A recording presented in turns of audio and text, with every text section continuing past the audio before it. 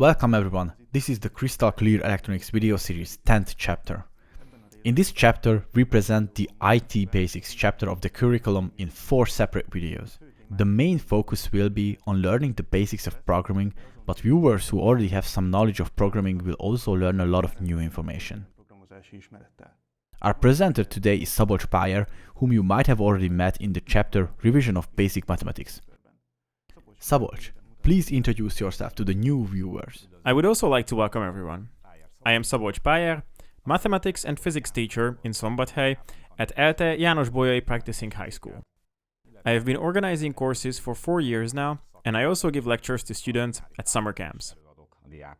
My name is Ádám Szabó, a certified mechatronic engineer, co-author and editor of the Crystal Clear Electronics curriculums. I've been involved in the creation of the written materials from the very beginning, and I hope they will be useful to as many of you as possible. Adam, in the last summer camp, our chess game was interrupted, so I set up the game with the current positions. Please make some moves during our presentation. Okay, sounds great. I hope I can beat you this time. Well, we'll see about that. In this chapter of the curriculum, we get to know the basics of informatics, which we start with a little revision, and later we learn the basics of the C programming language. By the end of this chapter, we will be able to create simple programs. These will not be executed in a microcontroller environment, but on a PC for simplicity in an emulated environment. First, we'll repeat a little of what we learned about numeral systems. In everyday life, the decimal numeral system is widespread. We have been learning it since primary school. The reason behind this is simple. We have 10 fingers, so we can easily count and illustrate with them. On the other hand, in the IT system, the binary numeral system is widespread because it is easy to be implemented there. The digits of the decimal numeral system are from 0 to 9, and their place values are the powers of 10. In mathematics, there is usually no special mark for them. There is no special prefix for them in the C programming language either, so we can use them in the usual way. The digits used for the binary numeral system are 0 and 1, and their place values are similar to the decimal system.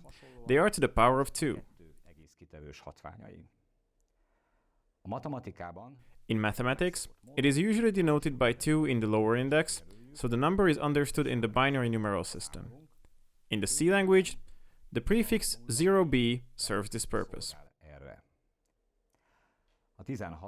For the base 16 or hexadecimal numeral system, in addition to the digits 0 to 9, we also use the letters A, B, C, D, E, and F, which take values from 10 to 15. The local values are the powers of 16. In mathematics, it is usually denoted by 16 in the lower index that the number is understood in the hexadecimal numeral system. In C, the prefix 0x is intended to indicate hexadecimal numbers. Let's look at an example here as well. Sometimes, you may want to convert from one numeral system to another. Conversion from the decimal numeral system to another numeral system can also be done by the methods learned in primary school using division. To get the number in the binary numeral system, the remainders should be read from bottom to top. So, 37 can be written as 100101 in the binary numeral system. In the case of other base numeral systems, the same must be done. Converting back to the decimal numeral system can also be done easily. To do this, we need to multiply the digits with the appropriate power, then add them at the end. For example, the 100101 binary number in the decimal numeral system is 1 times 2 to the power of 5 plus 1 times 2 squared plus 1 times 2 to the power of 0, which equals 37, or the 1b hexadecimal number converted into decimal numeral system is 1 times 16 to the power of 1 plus b times 16 to the power of 0, which is 11 times 16 on the 0, which equals 27. Let's briefly recall what we learned about logical operations and Boolean algebra. We can execute operations with logical variables. The simplest of these is the not logical operation, which assigns the opposite to our logical variable. For example, if a is equal to 1, then a negated equals 0. There are more types of operations that can be performed with two logical variables. For example, the OR operation will result in 1 being assigned to our logical variable if one of the variables equals 1. For example, if the a equals 1 and b equals 0, then a or b equals 1. The AND operation, on the other hand, only assigns 1 to our variable if both variables were set to 1. For example, if a equals 1 and b equals 1, then a and b equals 1. We use the opposite or negatives for these operations, which means that when, for example, the result of the AND operation would give 0, then the no AND or NAND will give the negated of this, i.e. we get 1. An important operation is the XOR or exclusive OR operation, which assigns to our variable 1 if only one of the variables was 1. For example, a equals 1 and b equals 0, then a XOR b will be 1. The logical operations can also be written in the form of a truth table, which you can see in the Revision of Basic Mathematics section. Thank you, Szabolcs. This revision was really helpful. It was good to hear about the most commonly used number systems, but could you please explain how computers handle these numbers? How can they use them? Of course, we'll look at this in the next topic, representation of numbers. In informatics, numbers are typically represented in a binary numeral system, which means the numbers 0 and 1. Natural numbers can be easily described by writing the number itself in binary form. But what should we do if we want to denote negative integers? How can we represent -3, for example, if we only have 1s and 0s, but no negative sign? Before we answer this, let's introduce some of the concepts used in information technology. In information technology, the smallest or elementary unit of the data is the bit. Its name comes from the English binary digit expression. It can represent two values, 0 or 1, which can logically be true or false, yes or no, but we can also think of it as a sign representing plus or minus. Anything that can be described with two states can be matched. The next important concept is the byte. You've heard many times that 8 bits mean 1 byte. Why is it so important? Because we usually use it as the base unit of digital information. For example, typically the memory can be addressed with byte accuracy. It is common during data transmission to determine how many bytes can be sent or received in a second,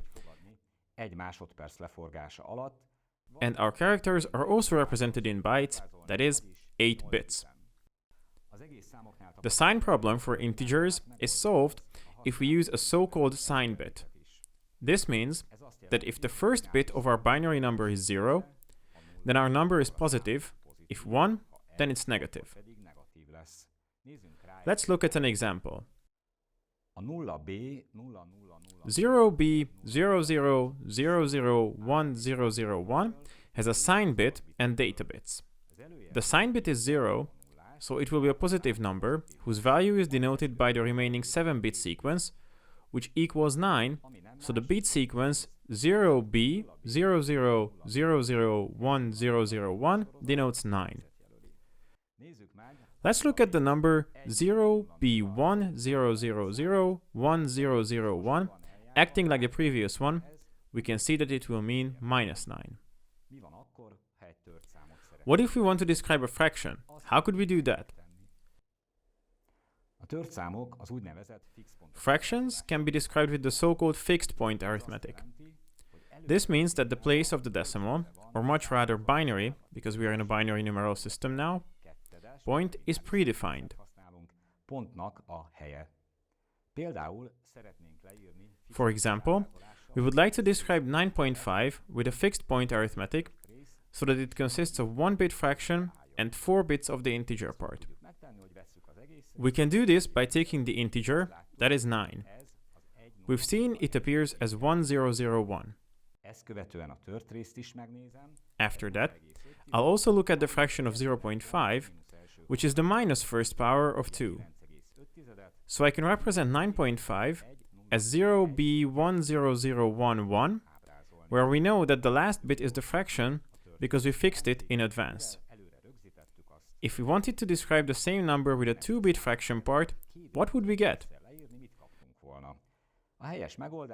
The correct solution is 0b1001110, because the last 2 bits represent the fraction, but we only need the minus first power of 2, not the minus second power of 2, so it is replaced by 0.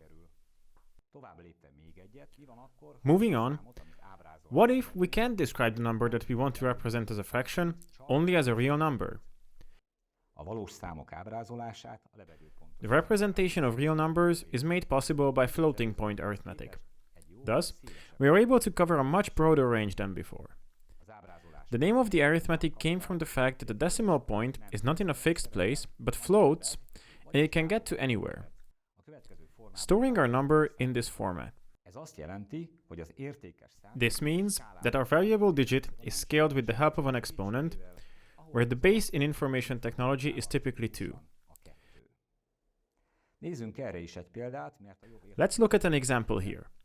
Now choose 10 for the sake of better understanding and describe 300 with different exponents. If I choose the exponent for 1, then it would look like 30 times 10 to the power of first, and if we choose it for 2, then 3 times 10 squared. This explains how numbers are stored in memory, but what if we want to store a number longer than 8 bits, for example 1 byte? What can we do then? How does the processor know which byte comes first and which comes later? Good question. And the answer will be given by explaining the definition of endianness. We have learned that our data is stored in bytes in the memory.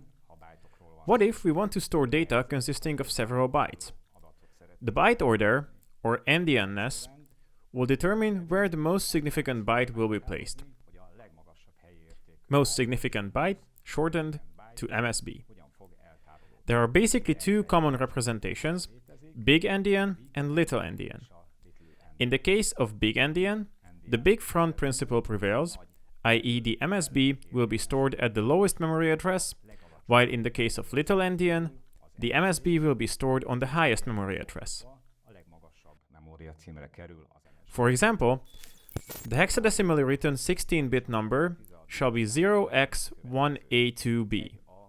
We would like to store this number in the memory from address 100 because we can address our memory by byte, but to store this number we will need 2 addresses.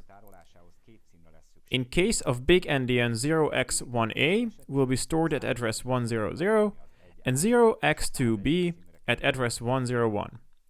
In case of little endian, it will be exactly reversed.